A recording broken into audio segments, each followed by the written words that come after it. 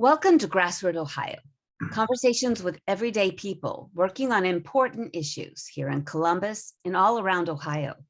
I'm Carolyn Harding, and today I'm talking with Joe Motil and Adrienne Hood, mayor and city council candidates running for the people's vote in Columbus, Ohio on November 7, 2023.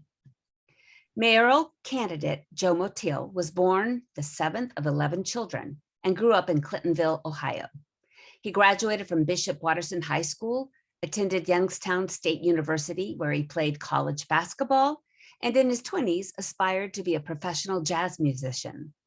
Married for 37 years, he raised 2 children while working in the commercial construction industry as a union laborer of Local 423 for 24 years, and worked as a construction safety professional before retiring.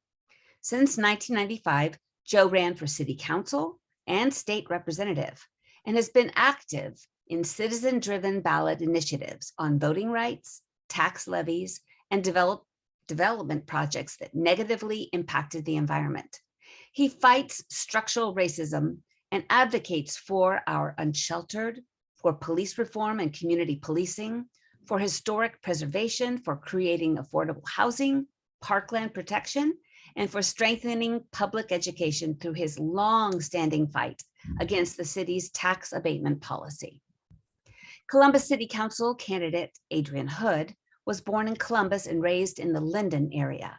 She has dedicated her life service to God, family, community, and country. She is the mother of 3 and a grandmother to 4.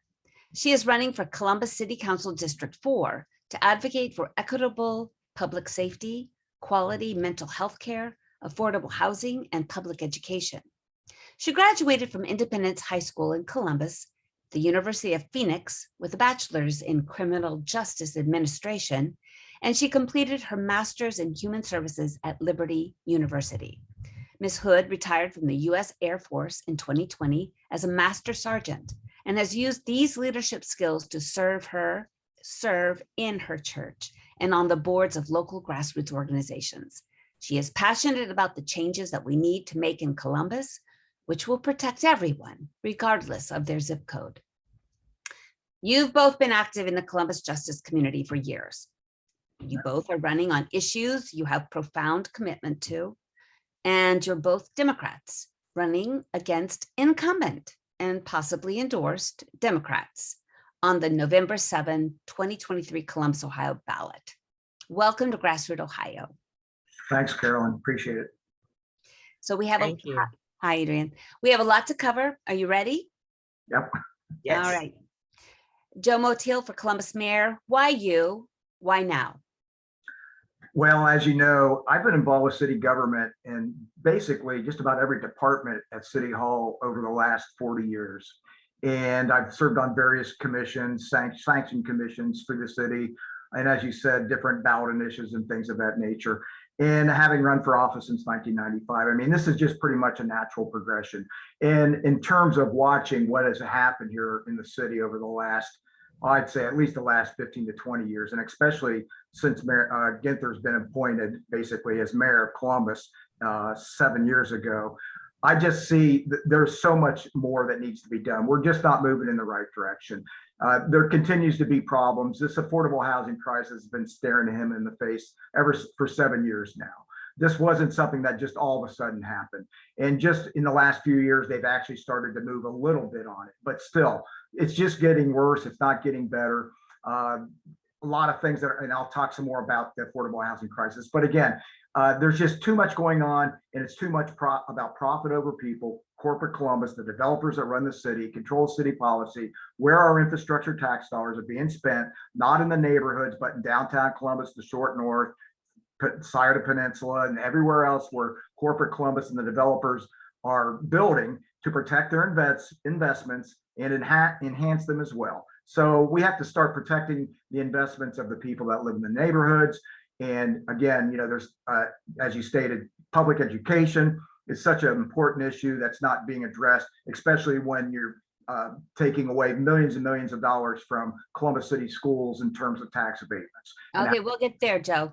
Okay. We're great. Thank you. Adrienne, why you? Why now? Well, Carol, I have always been one to work in the community.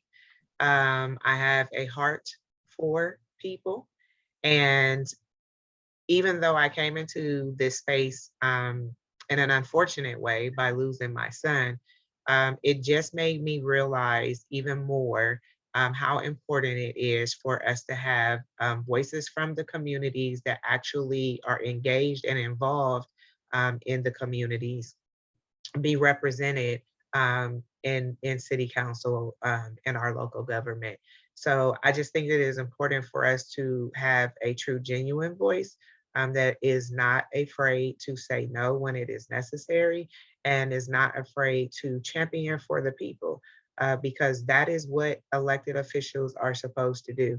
I think anymore we have gotten it mixed up that in believing that elected officials hold all of the power, and it's not that way. It is not. That is not the truth, and we need to ride on what is true. We work for the community. That's what an elected official is supposed to do, and that is what I intend to do. The reason that I chose now is because we are going to a whole new system, kinda. With adding two additional seats to city council and districts. And so I just thought that, you know, if there was going to be a time for me to do it, the time would be now with the changes that are taking place. And so I'm looking forward to serving the community. Okay, let's go on. What are your top 3 priorities for Columbus, Ohio? Let's start with you, Adrienne. Yeah, so obviously public safety will stay. That will be something that is near and dear to me forever, right? But when I say public safety, I'm not only talking about police accountability, I am talking about our community as a whole and what safety looks like for our community. It does not and it will not just end with policing. We cannot police ourselves out of the problems that we are facing in Columbus. There are layers to why the things are happening in the community. And so public safety will again be near and dear to me. Public education, I feel, is another part of public safety, right? The earlier we are able to engage and empower and educate our young people, the more opportunity we put before them to prevent the types of behavior that we are seeing manifest in our communities. And then, as Mr. Joe said, affordable housing. Affordable housing is a human right. It should not be because you make X amount of dollars that you can stay here. And if you don't, then you just figure it out. So we absolutely have to do more in that area to get families in safe, clean environments. And so those are some of my tops. Thank you. How about you, Joe? Well, as most people in the city know, crime prevention, community policing, police reform, that's, if not at the top of the list, and affordable housing as well, and infrastructure improvements in our neighborhoods and our business corridors that surround those urban neighborhoods as well. And again, crime prevention, police, community policing and police reform, it's gotten worse across the United States and in just about every metropolitan area. And a lot of cities throughout Columbus, large Philadelphia, New York, Chicago, Los Angeles, they voted out mayoral incumbents out of office because of the situation that's arisen, and they want to see real true change. And as Ms. Hood indicated, until we properly address the underlying problems of education, structural racism, healthcare, childcare, and infrastructure improvements in our neighborhoods, we're not going to address crime prevention, because the only way you're going to address that is to make our children employable, to get them jobs, and so that they can work their way out of poverty and not just resort to crime. And the neighborhoods, you know, if they're living in a neighborhood like a lot of the neighborhoods we have in Columbus, and they're walking around looking at, you know, boarded up homes and just trash everywhere, and that nobody cares about it, how do you think they're going to feel? So we have to improve infrastructure, and not just the infrastructure, like I said earlier, for corporate Columbus and their downtown short north areas and other areas around the city of Columbus. So affordable housing, I presented a 12-point policy that I have currently about how to address affordable housing. It is on my website, joemotil.com, and it's extensive. And the difference between mine and my opponent is that I actually present ideas with revenue to build affordable housing and to help people to afford affordable housing. So that is lacking right now. I have access to the same bond package that he does. $200 million, which is, they have earmarked $80 million towards affordable housing. So I have that, but I've also been requesting that the hotel motel income tax revenue that goes towards affordable housing trust fund be increased from 8.43% to 25%. ARP funds be used. I have an empty homes tax ballot issue that I'd like to use as well to provide funding for affordable housing.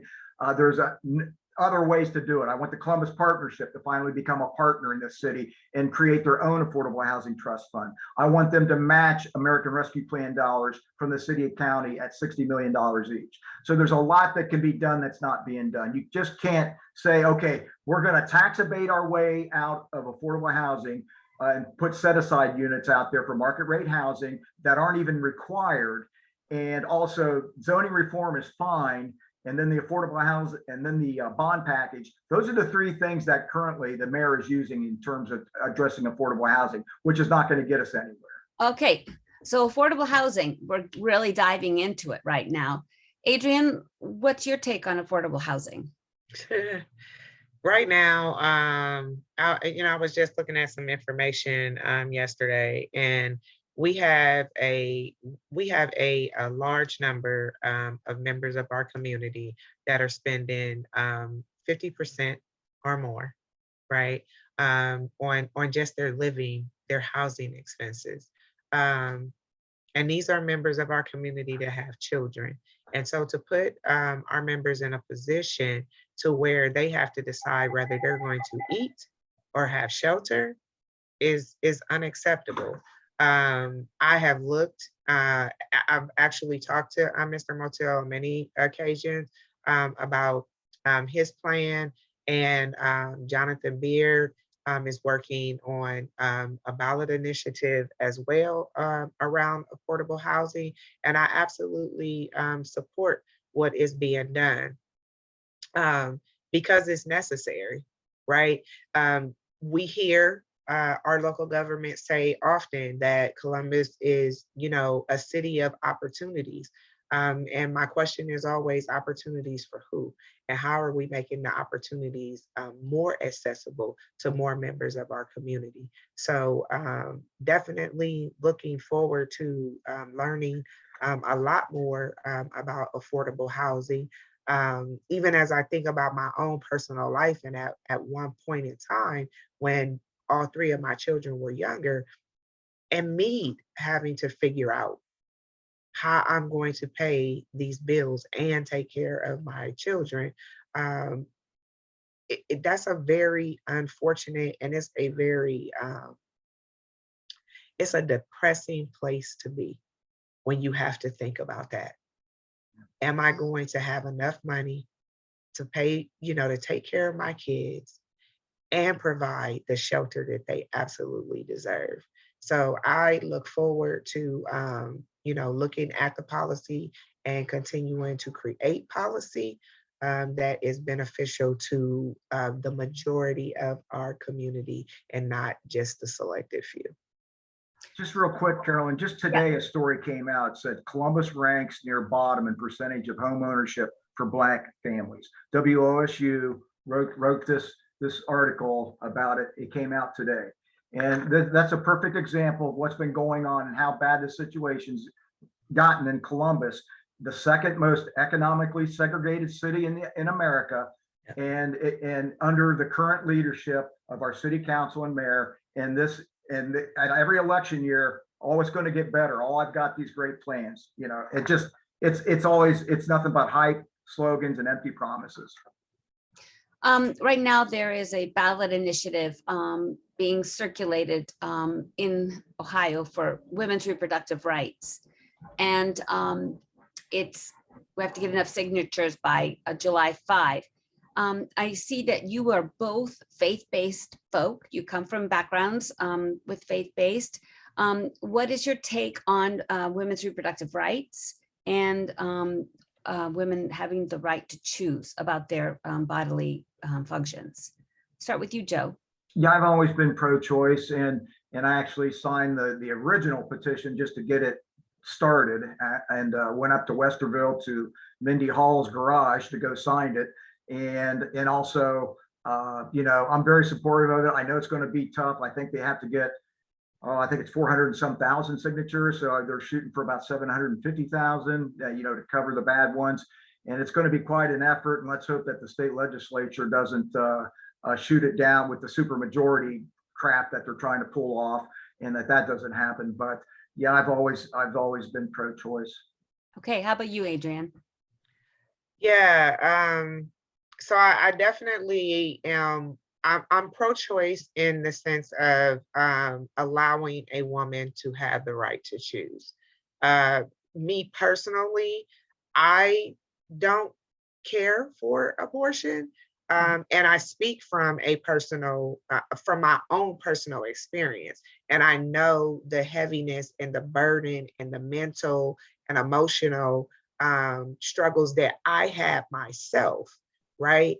But I also absolutely believe that that is a decision that we have to make for ourselves and for our situation. And for that to be taken away, there's so many dangerous things that can come out of that right being taken away. There's so many more lives that could be at stake from that right being taken away, you know. And I hear often, you know, when it comes to the pro-life argument, you know, and whatnot, it's like, are we really talking about pro-life, or are we talking about pro-birth? Because everything that the child needs in order to have a life that is sustainable, pro-life people don't want to have that conversation, nor do they want to support. And so that's always my question when this comes up. Are you pro-life, or are you just pro-birth? What do we do for the children once they are here? And that, again, is something that that is between that woman, their family, and their God or their higher power. When they, you know, when they make that decision. Again, for me, I speak from personal experience. So that's why I'm able to stand where I do with it. But I absolutely do not think that right should be taken away from any woman that finds herself in a position where she has to make a life-changing, a forever choice, right? They will remember that for the rest of their life. And they have to walk with that decision. But for that decision to be taken away from them, I don't think that that's acceptable. All right, thank you so much. In that same vein, there is a touted ballot initiative that wants to make it more difficult for people to pass statewide ballot initiatives. 60%, they want to make it the threshold from 50% to 60%. Now in Columbus, you can also, we have local control. So Columbus can do bills of, can do constitutional amendments for the city of Columbus. I was involved in Columbus Community Bill of Rights, which would give citizens the right to protect our water from fracking. And the city council would not put it on the ballot for the Columbus voters to vote on it. How do you feel about citizen-led ballot initiatives for the city of Columbus? Let's start with you, Joe. Well, as you know, I've been kind of involved with a few of them myself over the years, and it's difficult to do. And we all know that just the gathering of signatures to prepare the document itself, to present it to the city attorney's office. They'll look it over and say, well, you need to change this, you need to change that. And in the meantime, you're losing time in terms of trying to get signatures. It's a grassroots effort, which is difficult. The number of signatures is usually pretty difficult to get as well. I think it's based on the percentage of the previous general election, if I'm not mistaken. But again, it's very discouraging. And myself and as you know, several of us went down to speak at the Charter Review Commission hearings last year about that as one of the topics, and really just barely got, you know, anything that was helpful towards making it more democratic passed. I think they added one of our proposals to it, which was to extend the time limit to 10 extra days, and then something else, but it was very minimal, and it just continues to be difficult. And the fact that the city, I mean, they can put anything on the ballot they want. And again, that's the other problem. Why can't the citizens of Columbus do it? I mean, it's fine that, for instance, the city attorney wants to fight, you know, the gun laws in the state. But how about, you know, for home rule? We have home rule. So how about fighting other issues and using home rule as your defense? And that, you know, like minimum wage. I mean, several years ago, I was about that. I said, you know what? It's time that you fight the home rule exemption on minimum wage. Why can't Columbus have its own minimum wage? There's all kinds of things. Our ballot initiative that Ms. Hood spoke of earlier with John Beard, you know, rent control. The state found out that we were doing this, and they passed legislation to stop it. Well, why doesn't the city attorney fight that? You know, there's all kinds of things they could be fighting in terms of home rule, but they want to just pick and choose the things that they want to pick and choose, because to be honest with you, the gun control is going to be very difficult to get through, that Columbus is trying to do. And so, and they know that, but it was, to me, part of it is honest about what they were trying to do. But I also think part of it was just campaign media of that. Okay, Adrienne, how do you feel about the power of the people with ballot initiatives in the city of Columbus as a councilwoman? How will you deal with that? So I'm there to speak for the people, right? And so it absolutely should be, just like Mr. Motil just said, like the city, our elected officials, they decide what and when something is going to, you know, go on the ballot. And when we come down as a community collectively and have conversations around the things that we want to see, we should absolutely have the same power, right? And when that's not happening, it is our responsibility as a community to take a look at who told us no, and then what are we going to do about it? Yeah. All right. What are we going to do about it? We have to continue to replace the seats, right? I'm not naive in thinking that, you know, I'm going to go in and I'm going to be the one person that's going to make all these kinds of changes, you know, and whatnot. I'm going to be the first of many to replace seats.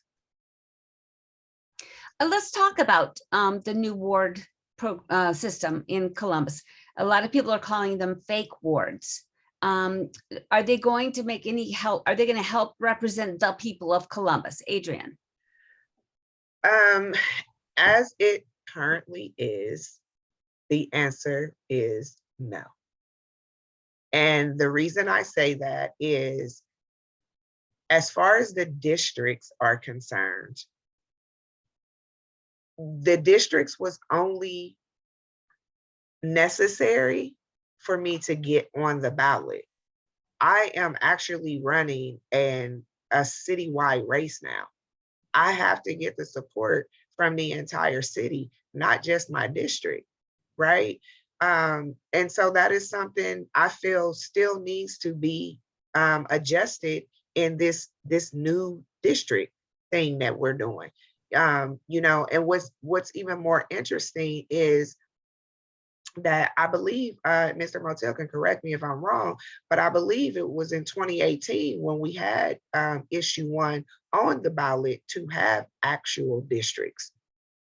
Again, Jonathan Beard, this was something that he and many of us collected signatures, to get this on the ballot. And then there was a lot of money spent to defeat that issue, right? And so now we have this version of what the citizens of Columbus really wanted. They got on the ballot. That's what the citizens of Columbus wanted. The signatures were collected and did the work to get on the ballot. And then this version is what we got. So there's still work to be done, with these districts. But right now, as it stands, it is district only for getting on the ballot. Other than that, it's still, in essence, it's still an at-large race. I have 2 minutes for both of you left. So I want you to put in, I'm going to give you 2 minutes real quick. And then Joe, and I want you to tell the Columbus voters what you'll do for Columbus. And let's start. And it's like Ms. Hood said, I'm representing the people. My campaign is about a mayor of the people and for the people. And for too long, corporate interests, developers have run this city, and the big money, law firms, zoning attorneys and such. And if this doesn't change, nothing's going to change. The Columbus Partnership and all the major players in town, they control city policy. It's time that we take back city policy and let the people decide on what happens in this town. This is really about an election of people over profit and special interests, and this is a fight for the soul of Columbus. It honestly is. And if we don't stop this machine, it's not going to get any better. It's always going to be about economic growth, economic development, and fattening the bank accounts of certain people and their businesses and corporations. We have to do something to change things, and we cannot continue to allow this machine to control our city and the big money interests that do. And as people know, I've been very outspoken and fighting the machine for years. And I'm independent minded, but I'm going to work and talk to all people and listen to everybody's concerns. But regardless, my interests are with the people first. All right. Thank you. Adrienne. The power is with the people. The power is with the people. People have asked, why I'm here, why am I running? And I'm running because our families deserve it. Every single one of our families deserve it. And I will not sit by and just complain about what is happening and not be willing to put, in essence, my body on the line in order for these changes to take place in Columbus. I had no idea about many of the things that I have learned since my son's death about our city, right? I had no idea. But now that I know, when you know better, you have to do better. And so this is a part of me doing better. Taking the voice of the community into the walls of City Hall and fighting for what we all deserve. I think that it is necessary. I think that the time is now. And like Mr. Joe said, if we don't begin to take back our power, understanding that we are the ones with the power. It is not our elected officials. It is the members of the city of Columbus that have the power. And so I want to be the voice of those members of the city of Columbus in those walls at City Hall. I think we need another interview, maybe in a month or two, and see where you're at. Okay. Yeah. I think we have more to cover. Yeah. Absolutely. So here's to the people and the planet we depend on. And thank you for joining us today. Thanks, Carolyn. Appreciate it. Thank you for having me. For the next few weeks, while we're moving our radio tower, you can stream GrassRoot Ohio on Fridays at 5 p.m. at www.wgrn.org and on Sundays at 2 p.m. at www.wcrsfm.org. And when we're up and running, WGRN's new ID will be 91.9 FM. You can also find us on SoundCloud, Apple Podcast, Spotify, YouTube, Facebook, and Instagram. Thanks for joining us. Thanks.